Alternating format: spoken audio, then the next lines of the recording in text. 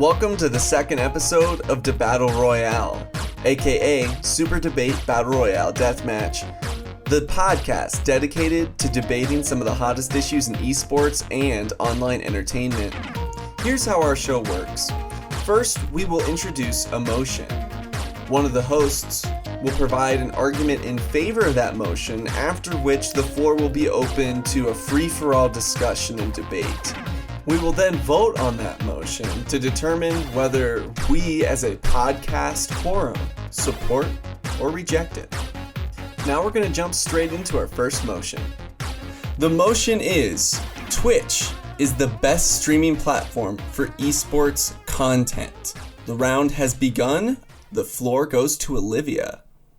Okay, so we've actually talked about this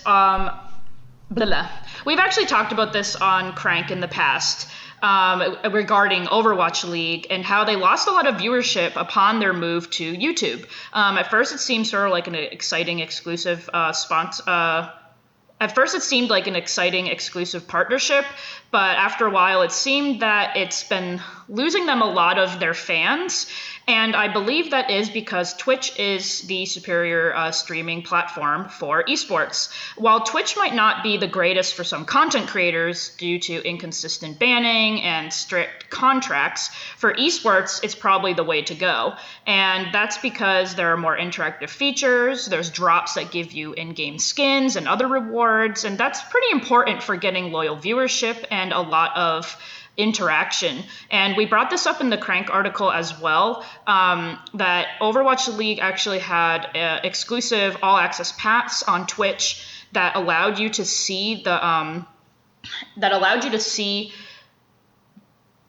Sorry, I totally lost the words. We brought this up in the Qrank article as well, that Overwatch and Twitch actually had an exclusive all-access pass that allowed you to see the action from multiple points of views, like all the different players, and that was really exciting for people as well, especially in a game that's so hard to watch like Overwatch. It sort of let you take control of that and see what you wanted to see. On YouTube, it's sort of just back to how it was before, and I think that's why it has lost a lot of views. So for me personally, and I think in general, Twitch is the best platform for esports. Right, the floor is now open to debate, so whoever wants to hop in can hop in. I'll actually hop in real quick. So my thoughts are that I tend to agree with that stance, considering I wrote the original article.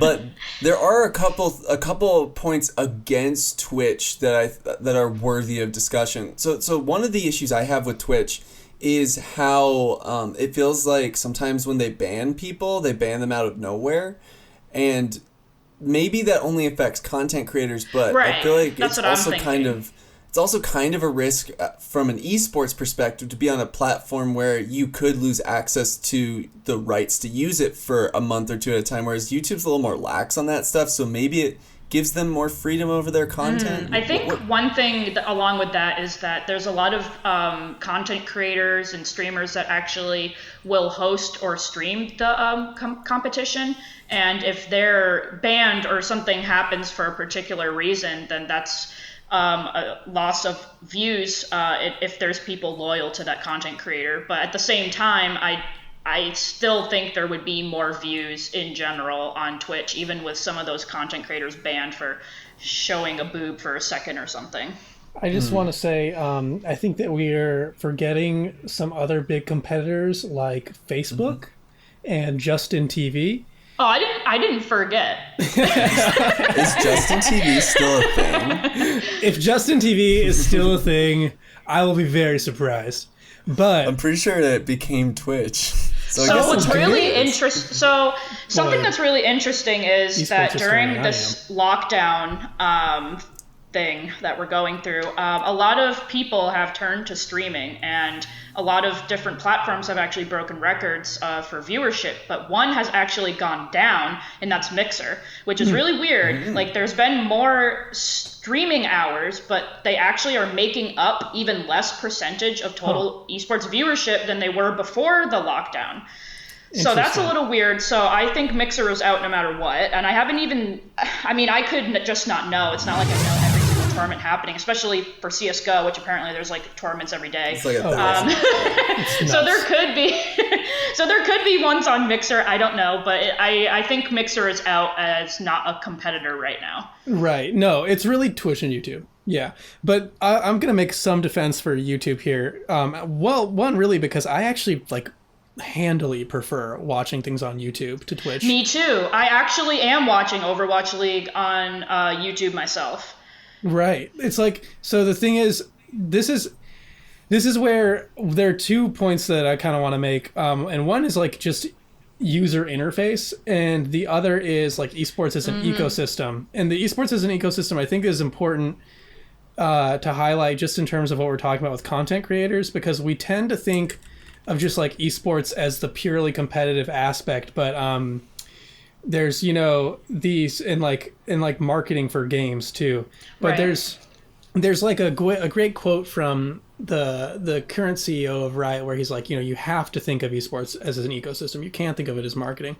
And I think it's really you have to think of esports as the adjacent content creators who talk about competitive, the people who will stream tournaments like you're saying, and even to a certain degree the casual content creators who will sometimes get involved in esports. I think all of that is kind of looped up into an esport in a way that's different and unique than with a traditional sport. And so, but that's all on Twitch. So how is that an argument for YouTube? Well, basically, do you think YouTube's better for those people? Yes. One, YouTube is better for a lot of those people who are making just I would say the highlights. The highlights, right? That kind of stuff, and just not the live content, but the pre-recorded. Okay, yeah, okay. That's a good point, because if we're not talking about live viewership, I also believe I would rather watch highlights and clips and whatever on YouTube. That said, the motion is Twitch is the best streaming platform, so it depends on how we define streaming. So if it's streaming, I honestly cannot remember if it was streaming or just... It is. Okay, then I'm going to have to go with Twitch then. I'm going to have to stick with Twitch then, because for content that comes after the streaming, I think YouTube. But for the actual streaming itself, I'm going to say Twitch. Even after, I would say Twitch has a bigger leg up than people think about for esports specifically, because I know that when I cover when I covered Overwatch League when it was on Twitch, I was able to clip things and throw it up on Twitter right then and there real fast. And when I'm writing an article, we're all writers here, so when I'm writing an article, I find it easier to be able to clip things as I go instead of having to go back and find them. So for my workflow, I think for some parts of the esports industry, Twitch was better for live coverage. That said, YouTube has its own advantage, which is that you can go and you can go back in the stream and timestamp. So it's not that it doesn't work. I just think that it might be a standstill on that. On that issue. Well, and here's the thing too that I was trying to get at also with the content creators is Twitch's weird ban stuff kind of can have a little bit of a problem there, right? It can hurt your ecosystem a little bit. But I would say that Twitch's weird ban stuff is it's not big enough really to be a systematic issue in my mind. It's annoying. It's weird. A lot of times Dexerto's out here being oh, totally unnecessary ban just because I said the N-word. And I'm what are you... What? They said the N-word? She only showed her crotch for 1 second. Yeah, exactly. But no, but that's actually the thing. Women that are showing their whole bottom half are allowed back on in 3 days. And I think that's what people's issue is that it's so inconsistent. You don't know what's going to happen. And I think there was maybe one Pornhub woman... is best for esports. A new challenger? There was one woman, I can't remember who got banned, and Twitch wouldn't even tell her why or when she would be back. And a lot of people were oh, that leaves people on their toes, and other people are like, well, that's sort of cruel, actually. Like that, like no, that's just they shouldn't do that. Yeah, like they should you definitely can't have a ban reason. someone indefinitely. You have to give them a date, like a time. But And, like, So I feel like that was crazy. I feel like the way that YouTube works is almost like wrong the other way though, where it's like that, like you can drop the N-word on your YouTube stream, and YouTube's Right. like, I mean, it's a word, you're allowed to use the word, and I'm like, what? Yeah, right. No, that's true. So the ban thing I think is a wash, really. The main thing that I want to point out is sort of just like interface usability. One thing I'll say too is that's both in favor of YouTube and Twitch in a weird way, is I think Twitch is much more searchable, weirdly enough, and like it has like more navigability when things are live, as where YouTube's live search is like sometimes so incredibly incompetent that like it amazes me. Like it'll be like LCS is live, and I'll just like Google search LCS live, and I get like random highlight videos all the way down, and I'm like, what? What do you mean you can't find this? So this is a problem with YouTube, but I also kind of trust that they could fix that, especially since their parent company is a search But the question engine. is a present question. Is it the best streaming now? Because I feel sure. like we can never know what happens in the future. Because Twitch could also get better. Yeah, that's a good So point. That's a good I point. don't think But- I don't think I'm gonna budge off Twitch. So well, hold on, let me So get to let's- the main argument. Let's let Austin finish, and then after he's done, we'll vote. The main thing is really that Twitch VODs like are not very good for a historical perspective, especially not as good and in terms of YouTube. Like I do a lot of research for like a lot of these big in-depth pieces, and like something being on Twitch can make it just impossible, like to retrieve. If it doesn't go on to YouTube, a lot of times it's just gone. Like there are whole sections of the Smash scene that, you know, in like lesser developed regions that were on Twitch and now they're gone. Like the VODs weren't there, the storage wasn't there, they just disappear. So not only is it like you can scrub around in YouTube, you can easily like find your timestamps, you can like, you know, link by time. It not only is like that just, oh my God, so much better than Twitch, but also you have like just a much more stable and more historically built, like, or better for history, kind of better for record keeping, I should say, platform. And then the other thing that I want to add on as a closing point is mobile. Twitch mobile. What's going on here? Twitch mobile. It's not that bad, is it? Personally, for me, I've had really rough experiences. It could be because my phone is not the best phone, but it's not also the worst. actually, I did recently. I have a pretty average to low quality phone too, like an old iPhone, and I actually was watching a live stream on Twitch on my phone, and it just showed up as black, just totally black, and I could hear the audio. I don't use it on mobile. That's interesting. Yeah. Okay. The mobile's a big knock, though. I really do want to stress that this is important, like maybe even more important than the record keeping, because mobile viewers are important. People want to watch things on their phone. They want to move around, like while they're watching a cast do stuff, you know? And YouTube is just a lot better here. Like YouTube's mobile is pretty strong. Okay. It doesn't have nearly as many mistakes. So- Twitch's mobile has a lot of connectivity issues, too. So I think to summarize, Twitch is a better desktop UI that is better for finding and watching live streams, but YouTube is better for the long tail viewership of esports. However, the question is streaming, so we have to consider that as well as we make the decision. So I'm gonna leave it there. We're gonna vote on it. So the motion was Twitch is the best live streaming platform for esports content. All in favor say aye. Aye. And all opposed say nay. Nay? Okay, I meant to say I got distracted with You want to try that again? Yeah. Let's try that again. Okay. Okay. So the motion was Twitch is the best streaming platform for esports content. All in favor say aye. Aye. And all opposed say nay. Nay. Oh, he stated it very officially. But in the end, the ayes have it, and we have decided that democratically speaking, Twitch is objectively the best streaming platform. I'm gonna Yeah. I'm gonna redistrict next time. That said, I'm gonna give Austin 3 stars for his incredible defense of YouTube. He Something I almost didn't think changed was my possible. mind. Almost changed my mind. Yeah. I mean, if the question was better platform, I think YouTube has it. Yeah. That's the thing. I just think as far as watching live streams, the mobile is the biggest issue, and that's something that Twitch should fix. Yeah. Well, truthfully, I really like that there's two. Like I do too. Yeah, I'm personally a big fan that Twitch and YouTube are both alive, and if I really think it's close too for me too. Like there are lots of things I do like about Twitch more. If I could make one change to both of them, add an audio only section so our podcast can go on them without adding video. Right? All right, moving on to the next topic. The motion is Valorant is overhyped as an esport. Valorant is overhyped as an esport. So I'm the speaker on this one. I've got a couple thoughts on Valorant. Here's the thing. The point I don't want to make is that Valorant will be bad or that Valorant is some sort of flop. I don't think it's going to flop.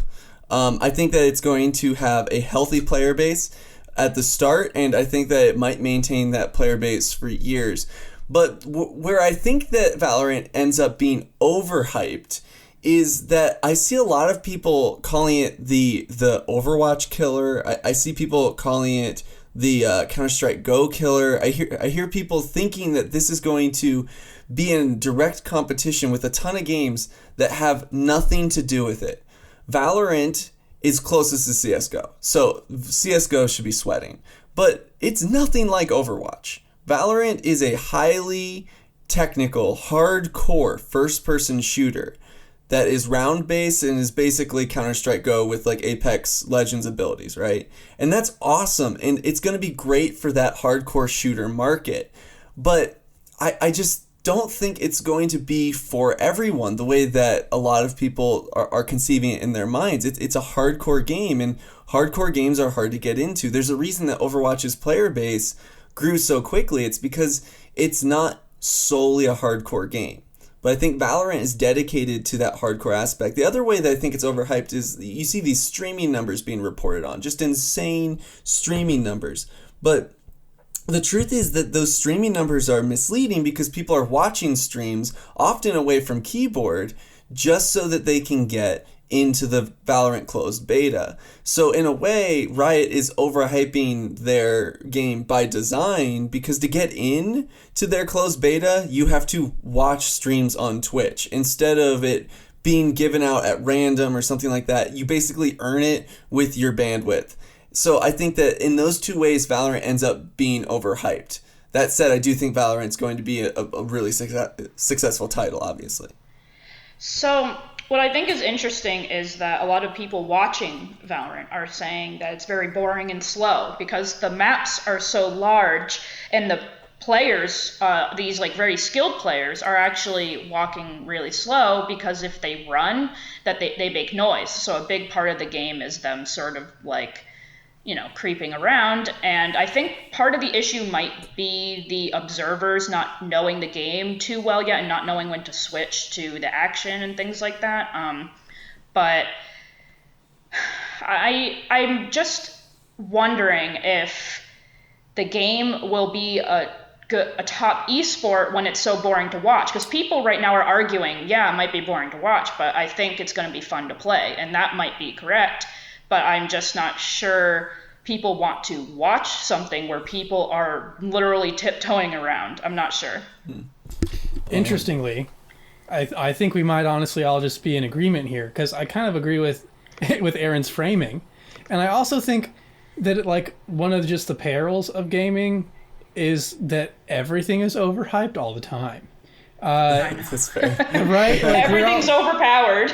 Yeah, we're like, you know, like Aaron said, we've all been writing for this industry for a little bit, and it's like all just sort of like, you know, and you just like, everything is very trendy. Everything is very hype focused. Everything is the next big thing, or it's not a thing. And there's like, you know, all this kind of heavy sense of stuff, that it needs to be cutting edge and that it needs to be, you know, this next big thing. So like, I think Valorant was like sort of doomed to be overhyped, right? It's like Riot doesn't release a new game like for a really long time, sits on like these huge projects for years, suddenly unveils them all in like one big Nintendo Direct-esque moment, And yeah, like what are you gonna do? Like this one's gonna be overhyped. The fighting game is gonna be like crazy overhyped too. There were people like as soon as the fighting game was announced that they were like, this is gonna just change fighting games, and it might. Riot has very smart. Do we even know anything models. about the fighting game at all? No, it's just that Riot. How is it gonna be the next best thing ever? I mean, Because like, that's Riot the made thing the about best- Valorant too, is that like the League of Legends was like a defining standard for its genre. So people expect that from Riot, and I think that Valorant might be the next standard. I think that it's a really clever way of combining the really, as Olivia put it, tiptoey gameplay of Counter-Strike with something that's a little bit more modern. But I mean, I like that myself. I like the combination. And I think Counter-Strike is actually really fun. To address your point earlier, well, that's Olivia, because I think Counter-Strike's CSGO really fun has to watch. smaller maps. That is true. The large map point, I think, is really interesting. But I think what people like about Counter-Strike is the idea of someone having a plan, setting it up, and executing it. So like there's this lead up and then this really big high like climax, and then you do that over and over again. Valorant will have maybe a similar pace. Right. But I think that Austin's point is really strong in that like we do just kind of live in an industry that wants to be excited, essentially. And that's a good thing. Sometimes. Yeah. Sometimes it creates a lot of bubbles. But like even judgments of it aside, like I don't know. It just strikes me as that way, and it's like you're saying, people want to see another League of Legends because League of Legends isn't just like the most popular game in the world. It isn't just breaking like viewership records. It isn't just rivaling baseball. It's also like sustainable. It's like the one that you look at and you're like, that's probably not going to collapse. That's probably not going to go away. Right. We don't actually know that about like some really big esports. Like there's still people who are, exactly. There are people who are worried about Overwatch, right? And it's like, that's what people want to see. People just want to see, more of that. So I understand the hype, but I just think it was sort of doomed to be that way. And I agree with Aaron. I think it's going to be really cool. I think that if the maps are too big, this is like the moment you learn that, and then the moment you resize them, Yeah, like some of the maps have 3 points on them. I think just get rid of point C. Just do 2 points. Right. Counter-Strike got that For part Honor right. having like so many points. Oh my god, yeah. I forgot about For Honor until you just mentioned it.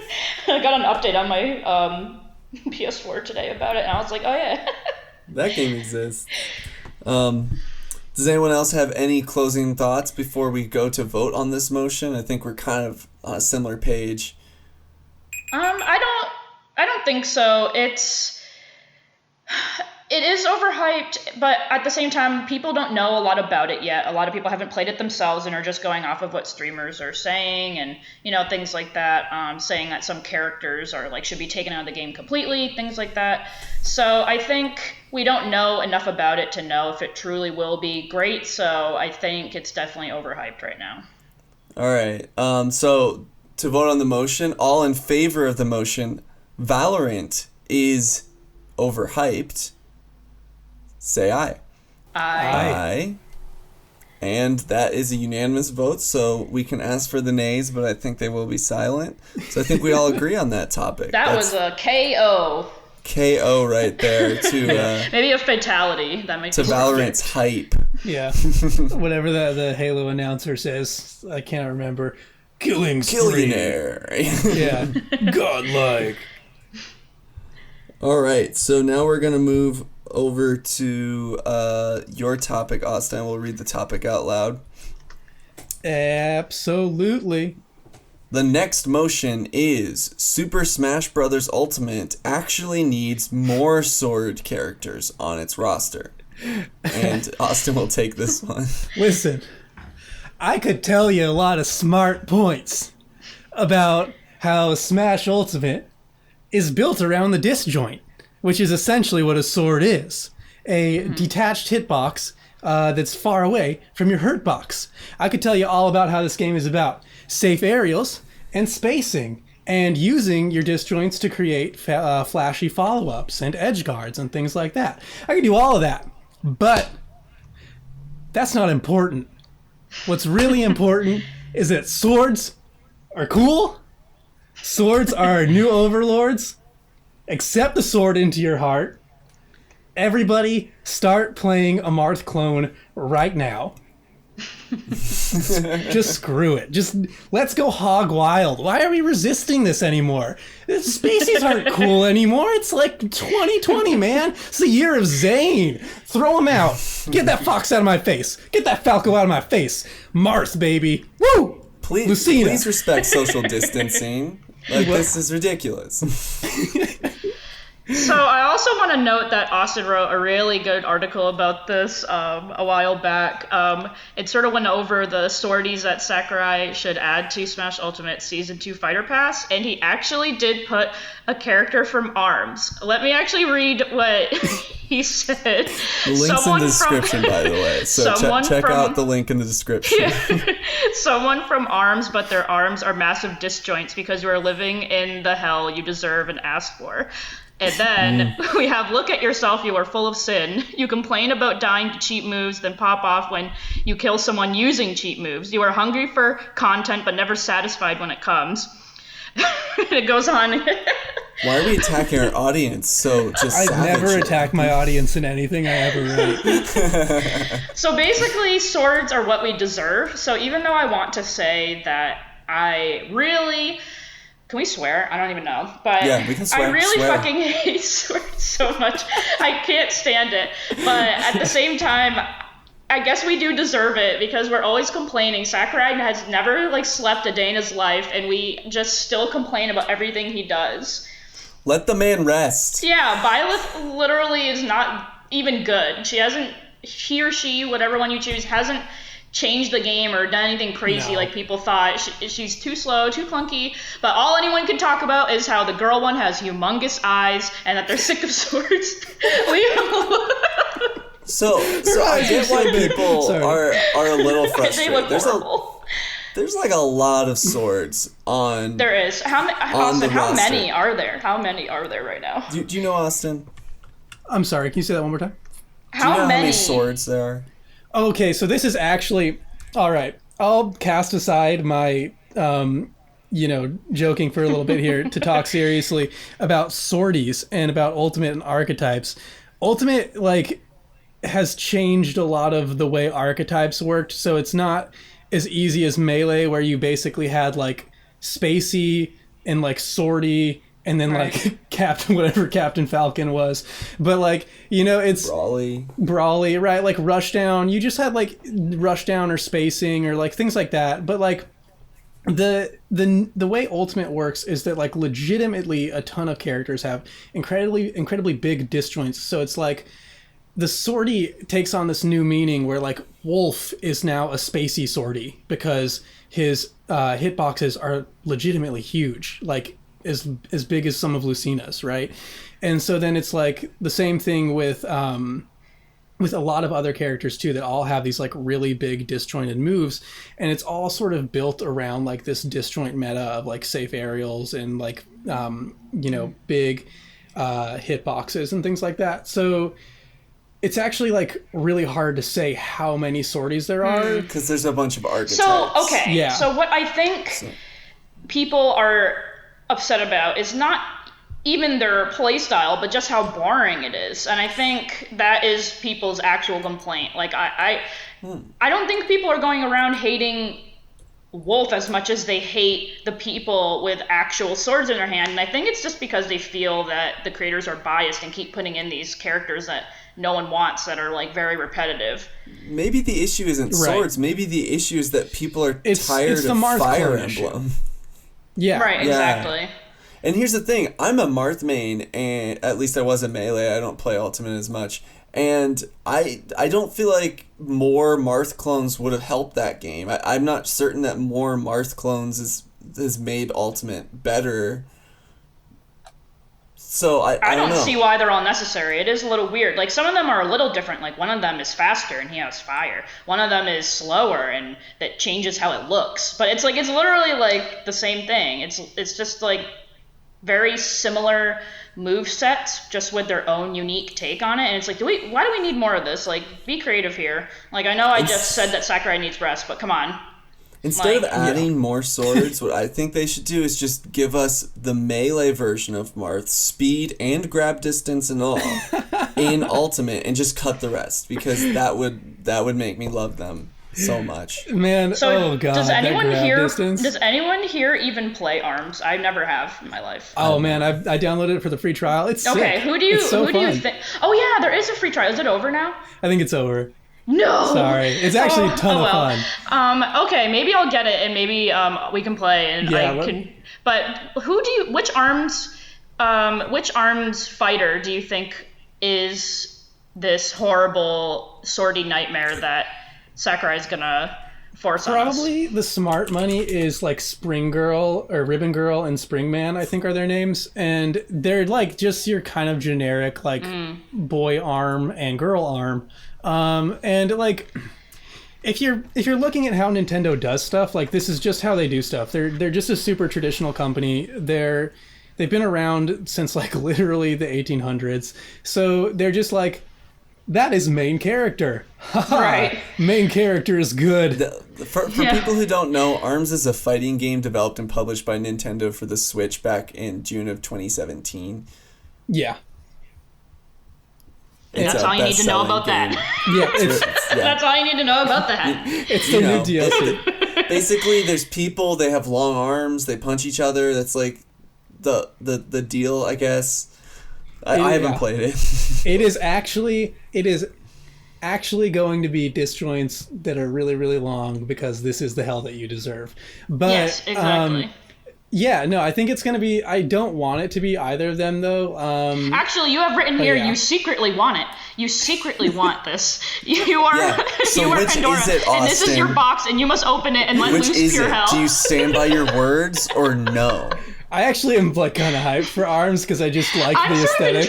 I'm sort of intrigued, I have to say. I think people are being a bit too harsh about it, and calling it boring, I think, is wrong, because it's so random and fun, and I think, while I am a little worried that they're going to have a very similar playstyle to the sword characters, but just look different doing it. That's my only fear. But if they like have like totally unique move set, then I think it's actually pretty cool. Right. So to kind of cap off my opinion on the sword topic, right. I would say that I'm okay with them adding whatever characters they want, whether they have a sword or not, so long as they've thought through a good character design. Mm-hmm. I don't want to put shackles on Nintendo and say, you can't give us this type of character, because that is limiting the possible creativity that they have in their studio that I don't have. So I think that they should add more swords if they want to. Those are my thoughts, kind of. That's very generous, and I think not a bad way to look at it at all. My final thoughts. I can jokingly say like, oh yeah, let's like just dump swordies into the game. But like, from an actual like, boy, have I spent just so much time down the Ultimate hole and written so much stuff about Ultimate.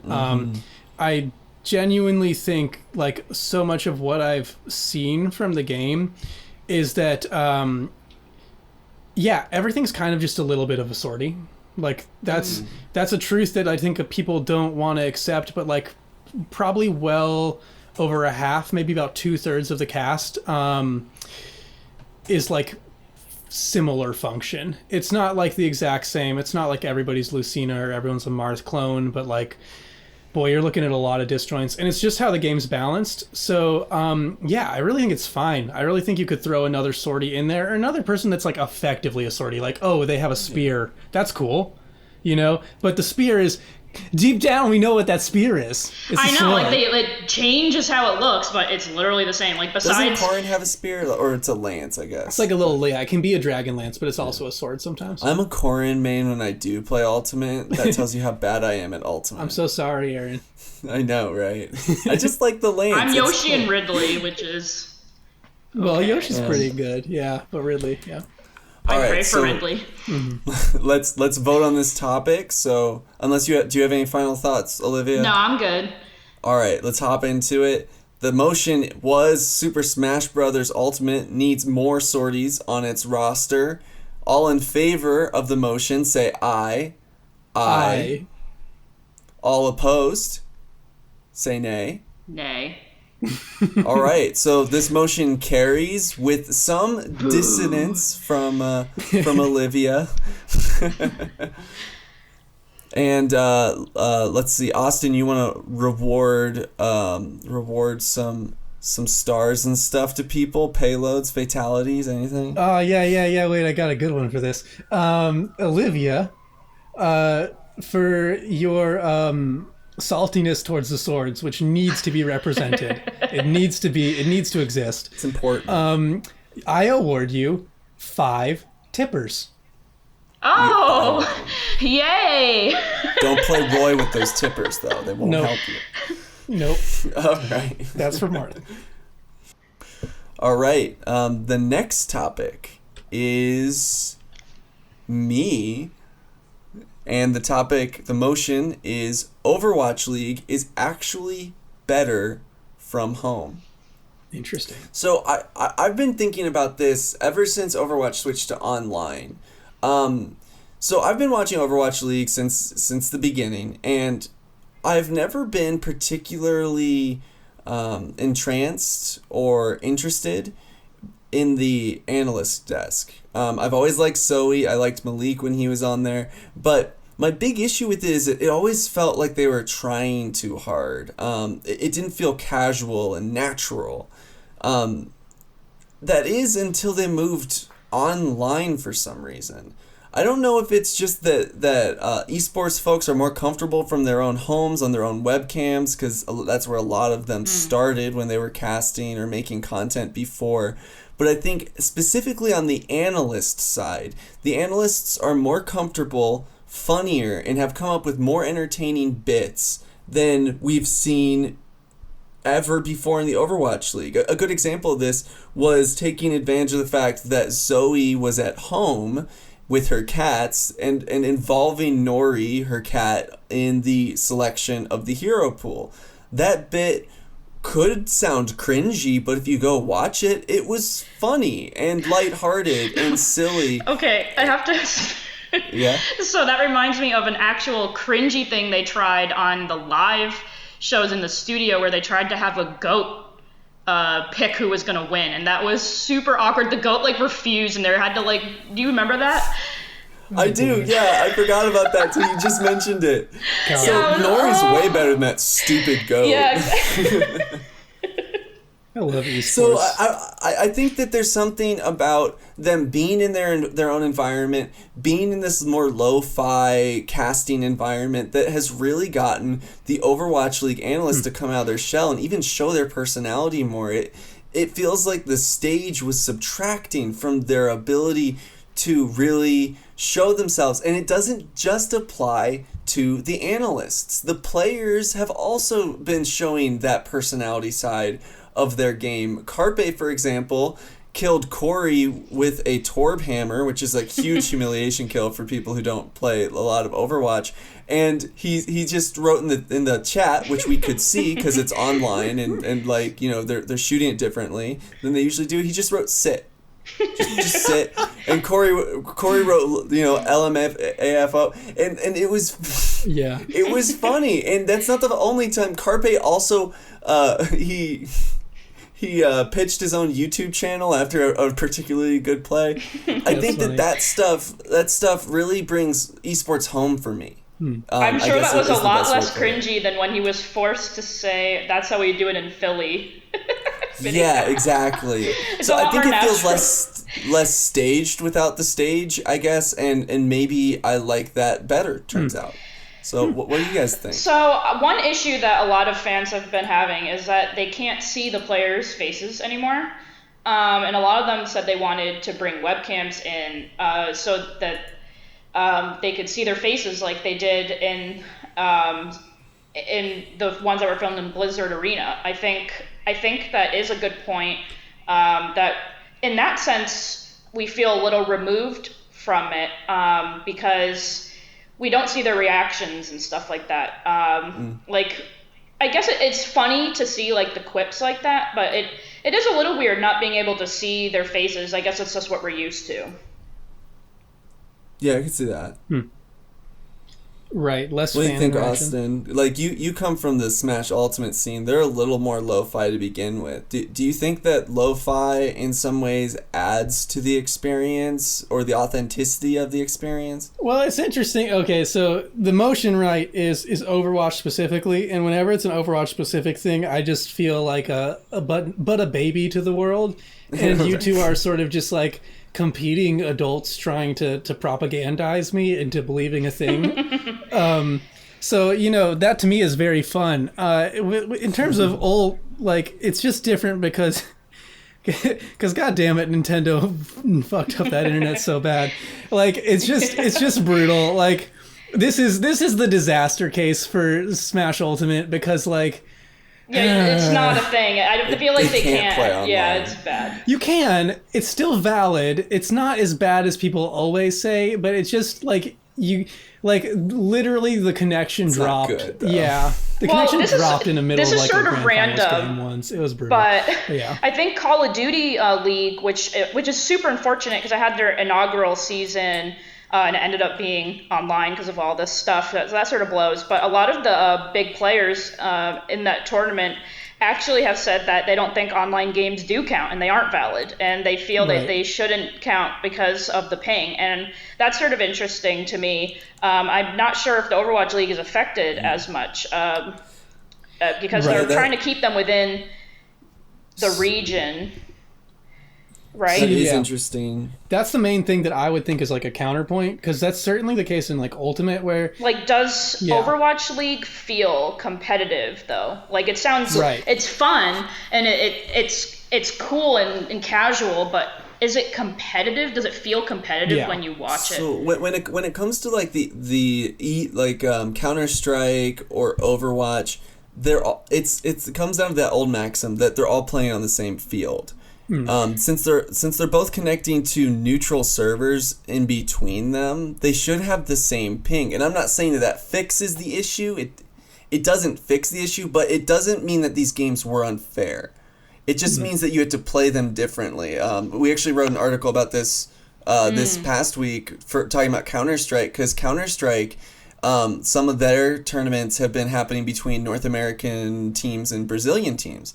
So there's this huge high ping, like 100 ping, but both teams have that, and the result is just a different meta. People just play it differently, and you can bitch about it, or you can just accept the fact that you had to play it differently. And I think that the better teams are adapting better, because ultimately no game's ever the same. So you have to I come up with a haven't game plan. been able to watch Overwatch League recently because of League of Legends.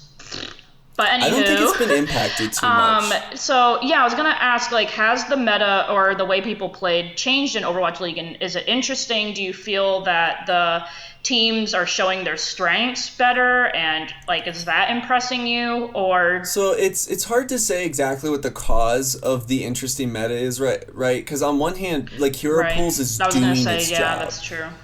Like, Hero Pools kicks in right about the time we go home, so I think in that way Overwatch is absolutely better from home, just because Hero Pools are awesome, and they kicked in once they went online. But that's more of a coincidence; they'll stay around.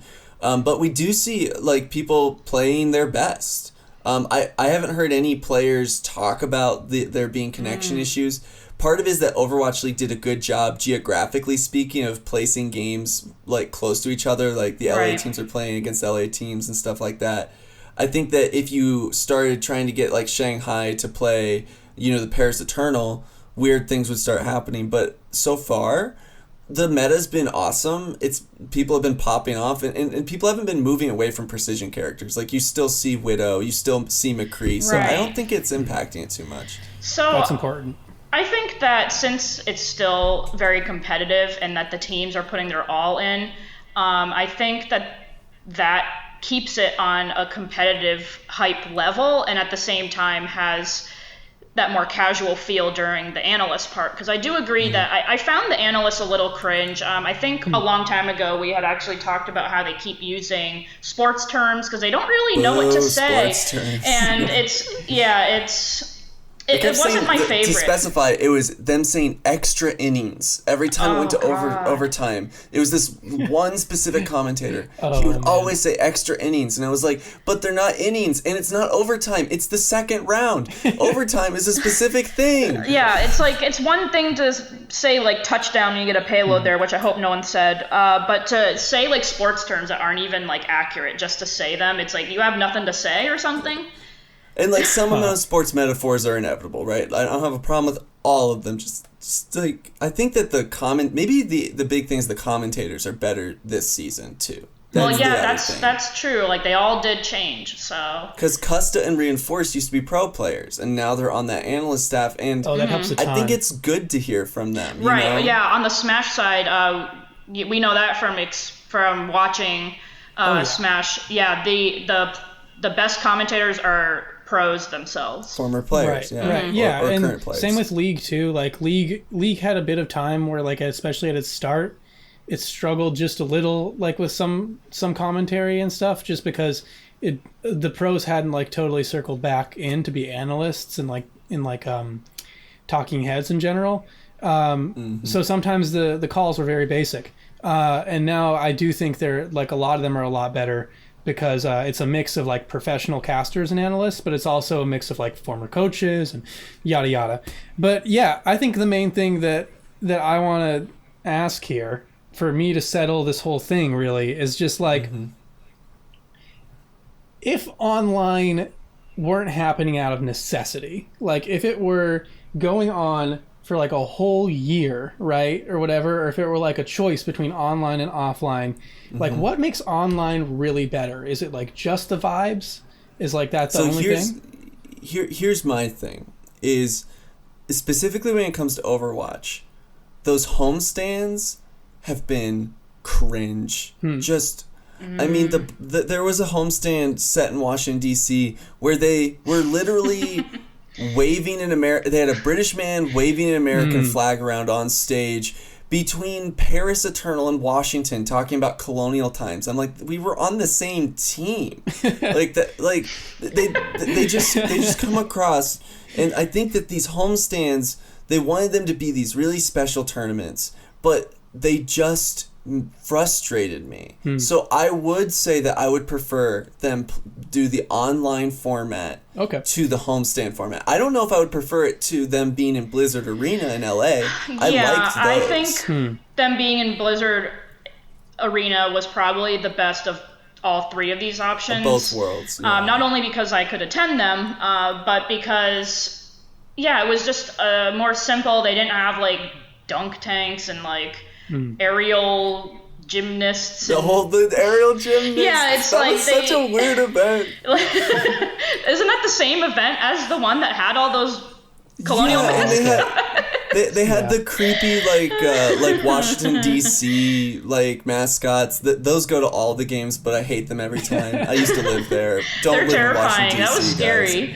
I've been in Washington D.C. I would say that I like the hype of the audience, being there in person, of course, but also just online, just hearing the audience cheering and seeing them. I think that's definitely what I prefer. But the homestands, I don't care for them too much. From a esports journalist perspective, I don't like them. And I guess online is better than those. This is tricky then. Should we proceed to vote, or are there more points? Yeah, I'm down. All right, so the motion was Overwatch League is actually better from home. All in favor of the motion, say aye. Aye. And that's unanimous. Wow, so, I'm surprised. Yeah. I am too. It's counterintuitive, but I think that once you look at it, at least from my perspective, it makes sense in a way. Well, like, what you guys sold me on was just the total sports BS inserted, because like that happens all the time at basketball games where like the halftime has like Rito, the magnificent Chihuahua who can ride on a unicycle, and you're just like, what's going on here? But you don't need, like, esports should be an opportunity to do new stuff and to like cut a lot of the fat and a lot of the nationalism that's just inherently attached to sports. So I actually do agree, like, if you have something that helps you do that, like, I'm really all for it, which is what bought me over. But yeah, I think long term, I would vote physical, right? But just from what you were saying, like, about current trends in Overwatch, and I just took the question to be current. Right. Yeah, I agree.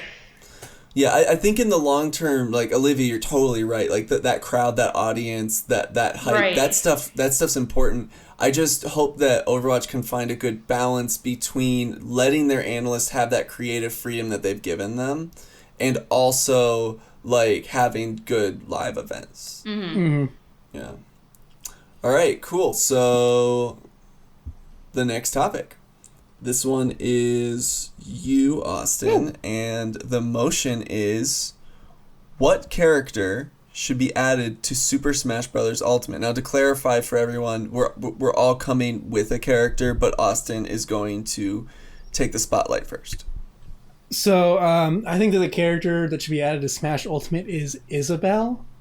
Isabelle is in a popular franchise currently, and no, I'm just kidding. I was going to say, what is happening? I was like,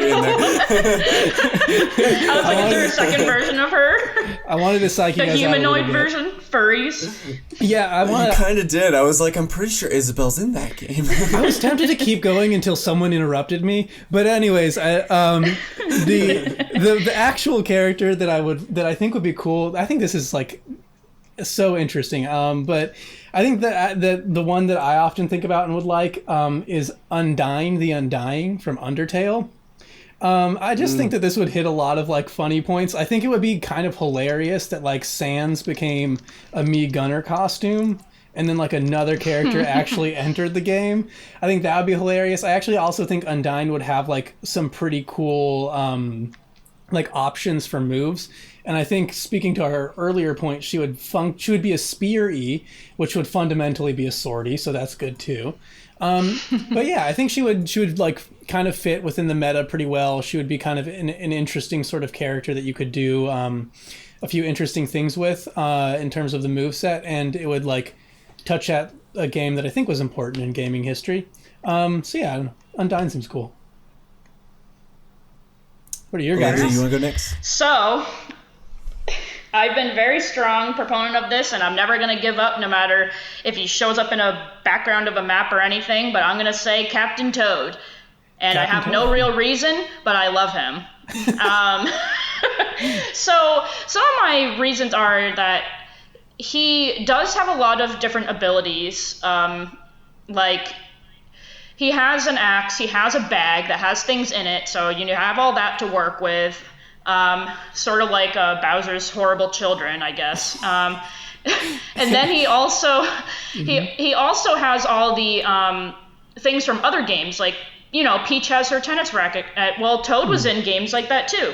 So Toad has been in a lot of different ones, like 3D World and all that different stuff, and so he can have all those suits and all those abilities. Because people always go, well, Captain Toad can't jump. It's like, okay, well, they add a lot of things for all the characters that they add in. Like, stop acting like they would really make him not jump. Like, he could just wear the suit, the propeller hat, and he could jump. There you go.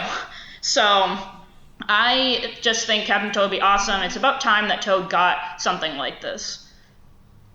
Okay. What's yours, Aaron? So I came up with two thoughts initially, one serious and one more whimsical. I'm going to start with the whimsical one because I'm not really going with this one, but I need you guys to know that I thought of it. Okay, I'm excited. I think King Henry VIII. We never said that to be fictional, and I was thinking just a really fat King Henry VIII, but every way he's presented is just like the paintings, like he's an oil painting. You know what I mean? But I figured that we probably don't want someone who is so wretchedly horrible. So instead, I decided that I would go with the people's choice. I'm going to give the people what they want. Don't. Put Luigi in the fucking game. No! Look, here's the thing. When I was young, I got a Nintendo 64 for Christmas one year because my parents were very nice. And I got a game called Mario Tennis. They introduced this character in it. Why does this sound so sinister? And because he knows it's a horrible thing that he's about to say. And the thing is, everyone's talking about Waluigi like it's a bad idea to add him, and like, oh, you shouldn't listen to the community, even though this is clearly what they want. But I think think they want it. I think it's a meme. And I don't think people can even think of a move. Right. Like, what can... Think about it. No. Mario, Luigi, and Wario all made it into the game. Mm-hmm. They all made it into the game. And if I could play Mario Tennis... But Wario has actual things in his games. Waluigi has nothing. He's literally just a person that exists. And Luigi also had nothing until Luigi's Mansion. Okay, well, he has Luigi's Mansion. Waluigi doesn't have that. I don't think that it's necessary that a character have their own game to be added into. They don't need their own game. They just need an actual thing that makes them exciting. Like, Waluigi doesn't have anything. He races Mario Kart. So do everyone else. Like, yeah, Peach has a tennis racket. I'm down to add the rest of them. Let's put Birdo in the game. No, I hate Birdo. I freaking hate Birdo. I hate her, and I hate her ring. I can't stand it. I think that if the people want Waluigi, they don't. Who is Sakurai to tell them that they're wrong? Sakurai has everything to tell them. He's just the guy who made the game. You're facing Unleashed Olivia now, as I was back in the What do you think? What do you think? Like, do you truly think that Waluigi has anything unique about him? This has become such a different motion. Okay, so the backwards L. The backwards. Okay, Waluigi would.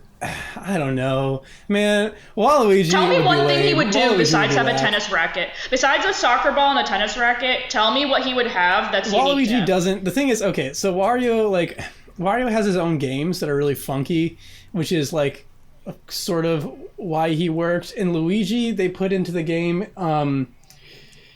back in Melee, and I'm trying to remember and think about just like any character, like if he had characteristics at that point or if he didn't.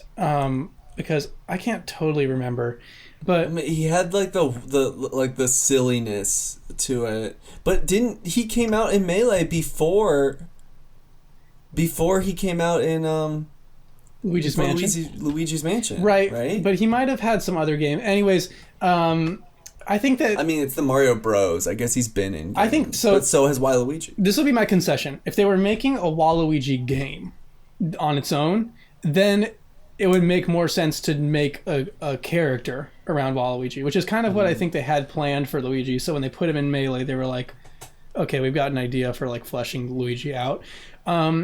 But God, I don't know. I'll be honest. Waluigi, it's like a meme pick. It's kind of what the people want, but also the people kind of... what the people want. People kind of don't know what they want. I don't think I've heard anyone say what he would actually do. I think I just literally see memes because... That's because I have no idea. I'm just trying to serve the population. Everyone is here, and then him crying. It's like, we get it, it's funny, whatever. But is he actually a good... choice? I think that are we really going to snub Captain Toad just because Waluigi's funny? Game? He does. Yes, right? Captain Toad is his game. Okay. He has two. I'm gonna hit at Captain Toad now because I'm tired of punching Waluigi. Fuck that guy. He's out. Captain Toad. Okay. Captain Toad, my main problem is I already suffer enough with Diddy Kong being in the game and making realistic chimpanzee noises at me that are just distressing. Oh my God, what is it with you and your sound effects? They're awesome. They're pretty spot on. I have one more. A lot of people don't know this. This is how zebras sound. What? Is that how they sound? Yeah. Look it up. I'm gonna look it up later. That's so weird. Yeah. But anywho, yeah. But now, the thing about Captain Toad is I do not want to have to withstand toad noises while I am comboing or getting comboed by this little bastard. So in Mario Party 7, you could actually taunt people. And I obviously always played Toad, and his taunt was boo! Boo! Would you really get sick of that? Would you really? Oh my God! I think I already am. Just so we're clear, you're winning this debate right now. So I think Olivia just pitched me. I'm just being weird. I mean, if I was to give a serious answer, it would be Hollow Knight from It would be Hollow Knight from Hollow Knight. Oh man, that's like sick. that would be like my ideal. But I don't think I'm the first to suggest that. I mean, I'm not the I first. want Captain Toad, and I'm not joking. Like, I'm being funny because I don't think care, Toad but would be I want an him in interesting there. addition. But I think that Undying is, like, I feel like that would be a little more hype. I feel like Mario characters are so I don't know. I mean, over added.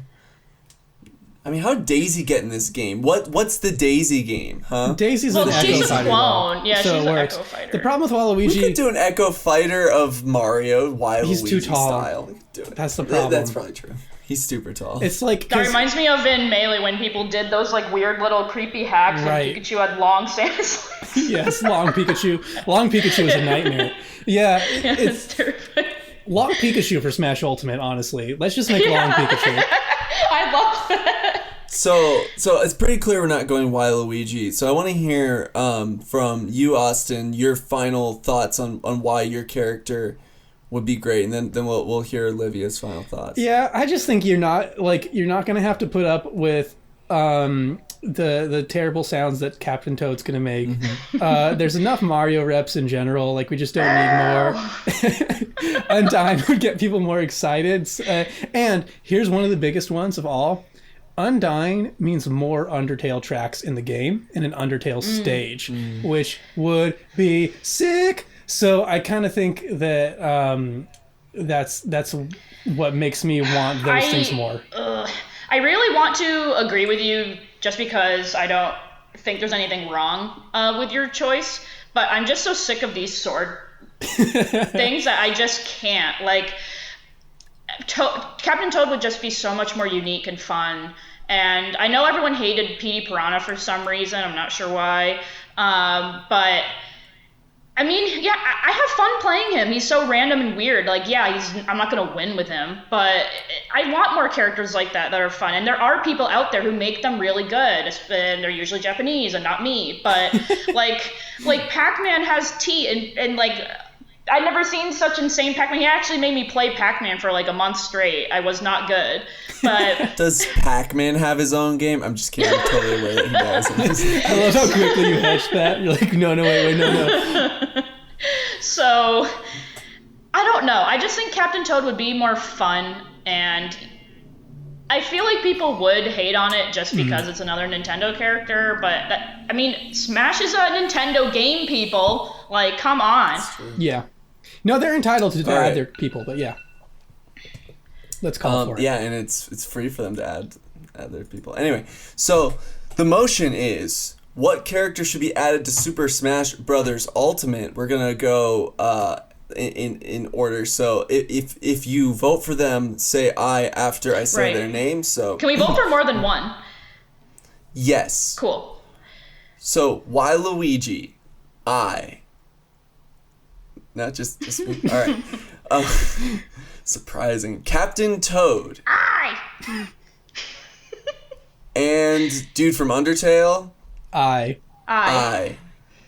Yeah, I think Undertale takes that one.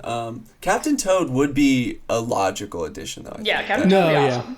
I would see that before Undying. And yeah, it was tough. There's like so many options. I was like thinking like Lara Croft would be kind of cool. I always thought Doom Guy would be I cool. was even thinking like go back to Donkey Kong 64, add like a Lanky Kong character. That'd be You could even interesting. do him like yeah.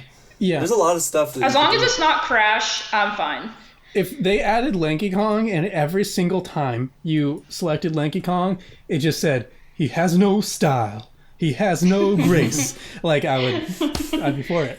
He'd be down. Yeah. All right, so we have one last thing to do. That's right. It is the bonus round. Oh, wait, we have to award Austin. Oh, right. Do we have to these reward matter. Aaron? These matter. You get a chicken dinner. These matter. We can't forget. These are very important. Yeah. Yeah, fake internet points may be fake, but they're still points. I'm gonna throw a payload on top of it because you got all three, and it was an open-ended. So I'm giving you congratulations. a chicken dinner and a payload. There you go. All right. Yeah, both of which are very useful in Smash Bros. Yep. Yes. All right, so the last thing we gotta do is the bonus round. This week's bonus round comes from everybody's favorite latest game. Until lockdown's done, you'll never hear about it again. Animal Crossing's New Horizons. So the this to give you guys some context for where this bonus round comes from, my girlfriend bought a shirt that says "No gods, no masters, eat the rich," and on it is a picture of Tom Nook with a bunch of bells. So, is Tom Nook a crook? Should we eat him for being rich, or is he actually a pretty chill guy and a pretty decent landlord? Okay. Discuss. So my initial thought on this is that you don't have to pay him back. Like, he's not after you. Like, you don't get messages in your mailbox outside your house saying, like, hey, you gonna pay me? Hey, you gonna pay me or I'm taking your house? Like, you can keep your house. Like, you can keep it. And you can even keep the addition that you didn't pay for. Right. I know this because I'm cheap and don't want to give him my bells until I have, like, a crap ton more. So, I mean, I would say that he is... I hate to sound like a bootlicker, I guess, but he's giving you what you asked for and not even caring if you pay him back. So I have to say that for a landlord, he's pretty good. So I hear that point, and I think that that's definitely like the biggest part of him that doesn't correspond to real world landlords who will harass and evict you if you don't pay for the addition on your house. But my thoughts are, I have 3 main points to make about this topic. So the first one is that there's no such thing as private property. So the very fact that he's taking anything from you in exchange for property is bullshit. But secondly, he actually charges you to prepare a property for your neighbors to move in. Oh, yeah. Why am I paying for that? And he also made... Oh, sorry, you have a third one. Go on. No, you're good. But, so my third point is that his pricing model is so crooked. Yeah. That your first house is what? Like 100,000 bells or like 60,000 bells. Then your second expansion is like 100,000. And then to add another room on top of that, it's like 330,000 bells. Right, and it's the same thing as before. So it's one room. So it should be the same price, what is that? Right? What, right? Like, you would think that, like, that why is that room adding worth a so house much more doesn't money? cost 3 times. So I think he's a crook because I don't think that pricing model makes sense. Maybe he's losing a lot of money on the first 2, but I doubt it. Okay. So I think that's really solid. I think that's a very strong point about the pricing model. I want to add something to his second point first, real quick, before I forget.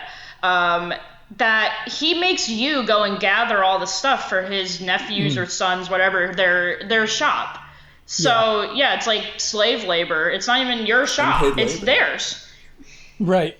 So that you pay to get stuff in. It's true. And you pay to build it.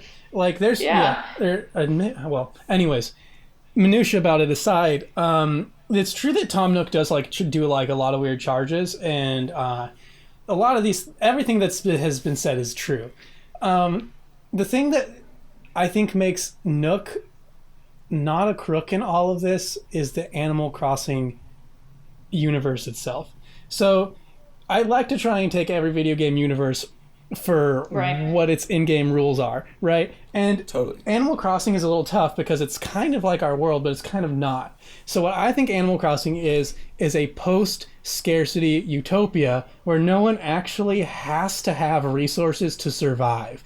Everything is optional. It does seem to be the case. Right? You can survive entirely off of fruit, which regenerate constantly and just fall from trees. Like, and you don't even have to. Do you even have to eat it all? So I actually want... No, you only do if you want to, like, lift a tree up or something. Which is pretty sick, but by no means necessary to anybody. This is super dark and random, but I actually recently watched a documentary where this mentally unstable woman actually snuck into a farmhouse and lived there for, like, months on end, and all she ate was apples, and yeah, she died. That sucks. So, okay, well, yes, Tom Nook is a crook. So now this is where Tom Nook comes in to this world. Right. I kind of think that Tom Nook is just facilitating this weird game, where, like, in life, you just need something to do. You need like some kind of conflict. Yeah. You need just something, right? Oh, because he's like giving you a purpose in your meaningless life on this weird island. For a purpose in what is like a resourceless society. So he's sort of like a religious leader. He's giving you something to live for when you feel you have nothing. Okay, so you're gonna compare him to a religious leader and then expect me not to call him a crook? Right. Is that really your? We're a Bread 2 podcast now. No, look, it's a thing of like, I don't know. To me, it just seems to me like Tom Nook is fulfilling this weird role, and it's all this kind of weird game and universe. And the reason why like the humans do stuff is because like humans' wirings are like compared to animals are to like just do more things. Like to the get animals about. are like totally fine just pretending to fish and never catching anything and. I don't know, man. I don't know. I think that Tom Nook is a crook who is taking resources that I could use on cool sweatshirts and instead making me spend them on my third room. But he's not even. That's my thought. Because in this game, too, I want to point this out, too. Tom Nooks are different per game. The Tom Nook in the GameCube version was a lot pushier. Like, he'd follow you around the store. Oh, my goodness. Yeah, he would played the GameCube version. I'm projecting a lot of that here. Yeah, his nephews follow you around. I'm projecting a lot. Because I did a lot of the GameCube version. So he's not as asshole-ish in this one? No, he's a lot chiller. And plus, this makes it a little bit harder to answer the question, too, because it's like, what Nook is Nook, right? But, like, Tom Nook in New Horizons, like, you can just refuse a housing expansion, like, straight up. And it'll be like, okay, just talk to me about it when you want it. And inevitably, you do want it. Because what else is there to do? You gotta, like... exactly. Like, inevitably, because you don't need to eat, you don't need to drink, you don't need the cool sweatshirts. Eventually, you're going to have more money than your sweatshirts. Landlord. Explain how that's a utopia. Because you need something to do. Like, you need a fake economy in absence of a real one to fend off ennui. This is the problem, is that the reason we work is for leisure. It was Marx who explained this in Das Kapital, spelled with a K. We work for leisure. If we don't need to work, then we should not work. I think but I don't know if we work only for leisure. I think we also work for like senses of pride. I think we also work for survival. Okay. Right, and if you remove your labor, I don't have to work for Tom Nook to have a sense of pride and accomplishment in my labor. That's the issue is that he brought us to this island that has literally nothing to do except he's the only supply chain. He's the only supply chain. He owns everything, and he wants us to. He's a crook. And I mean, like, if we're arguing, if we want to put it in a purely capitalist framework, I think crook is really heavy-handed, the game too. is in a capitalist. What?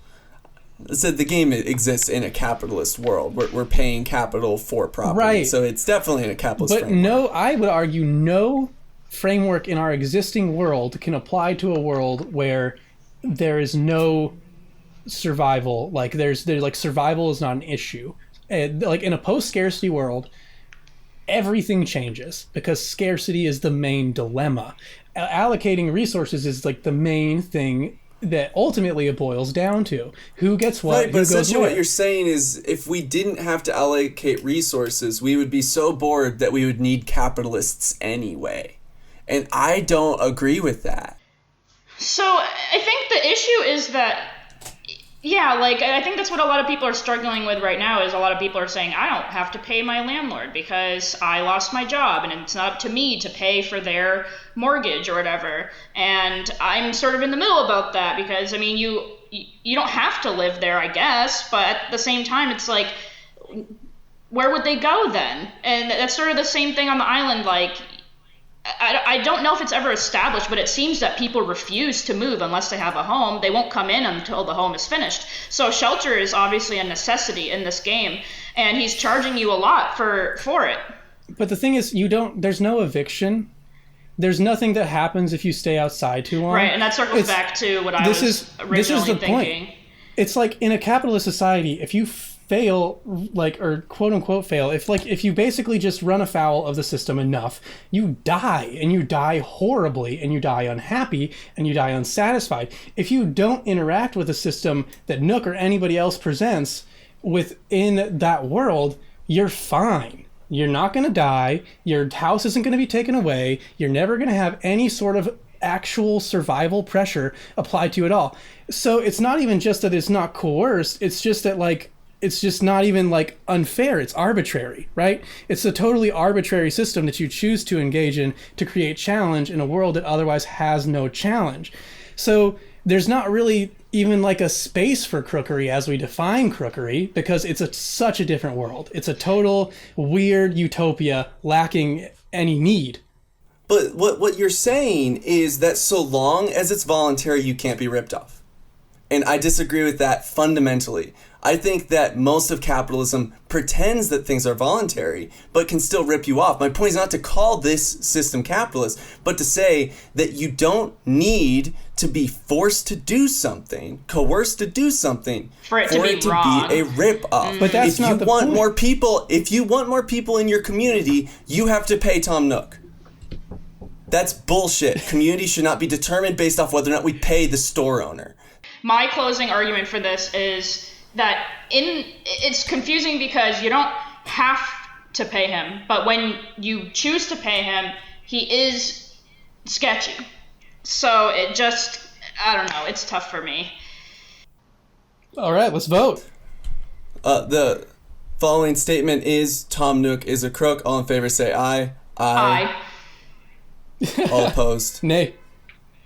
All right. Because I think Olivia made that decision last minute. I did, because I just feel in the middle, but his literal action, if you do choose to take it, is very sketchy. So I can't say he's innocent. In our world's terms. In their world's terms, it's not. That's my argument. That's We're not going to keep debating this. That's We the debated this for problem. 35 minutes. We're done. Never. We're done, and you were wrong, Austin. According to the votes. No, I refuse. All right. I don't know. All right. So that was our second episode of Debattle Royale. Thank you so much for joining us today. I'm Aaron. This is Austin and Olivia, and we will be back next week with another episode. Bye-bye. See you guys. Thanks for listening to the second episode of Debattle Royale. We will return with another episode next week. See you then.